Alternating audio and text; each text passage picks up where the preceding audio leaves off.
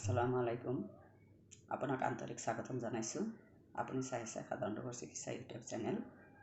আজিৰ বিষয়বস্তু হৈছে কিছুমান তিৰোতা মানুহৰ ল'ৰা ছোৱালী হোৱাৰ পিছত চুটিগাৰ হয়। তেনে ক্ষেত্ৰত মহিলাবিলাক শুকাই ক্ষীণাই বৰবাদ হৈ যায়, চিকিৎসাটো কাম নকৰে।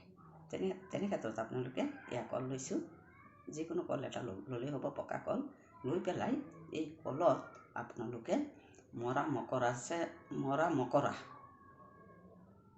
মকৰা আপোনালোকে এই কলৰ ভিতৰত সোমাই দিব। শনিবাৰ বা মঙ্গলবাৰে সোমোৱাই দি পেলাই মানুহজনীক গা ধুৱাই তিতা কাপোৰেৰে ছালৰ তলত থিয় কৰাই, পশ্চিম ফালে থিয় কৰাই আপোনালোকে এই কলটো খুৱাই দিব। তাৰপিছত বহুত দিনলৈকে যি কলেৰে খাব সেইটো বহুত দিনলৈকে খাব নোৱাৰিব।